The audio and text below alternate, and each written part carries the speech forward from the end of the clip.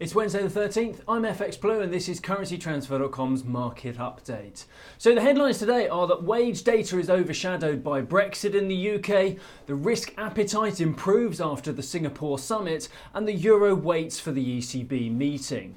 So wage inflation data. This is a key reference point for the MPC interest rate policy.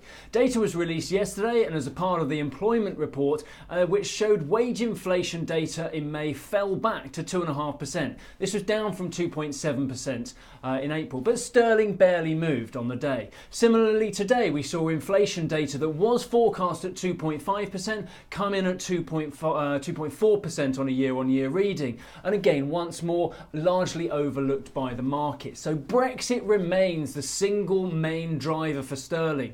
Indeed, the Brexit bill that was debated in Parliament, which is because the MPs want the power to send the government back to renegotiate any final deal if we ever get one. And despite rebellions on both sides, this was defeated and the government won the first vote.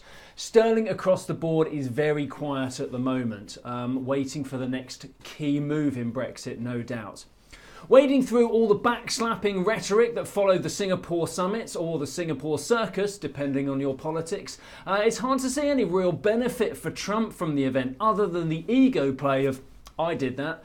On balance, Kim was probably the winner. He gained the global presence and the global audience that he so craves. Trump cooled off the military exercises that he had planned with South Korea, and the only demand from Pyongyang is the halt of the manufacturing of any nuclear-armed missiles.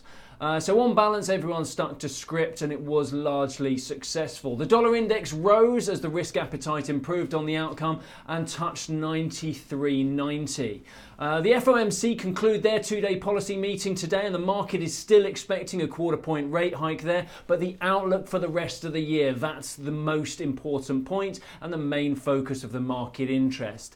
Meanwhile, Euro traders are laser focused on the ECB meeting and any comments around the ending of QE. In October last year, you may remember that the quantitative easing, the asset purchase scheme, was cut from 60 billion euros a month to 30 billion euros a month. However, in April this year, the total deployed in this scheme touched 2.4 trillion euros. Quite staggering numbers, and who knows what's going to go on with all the assets once the purchase scheme has been wound up.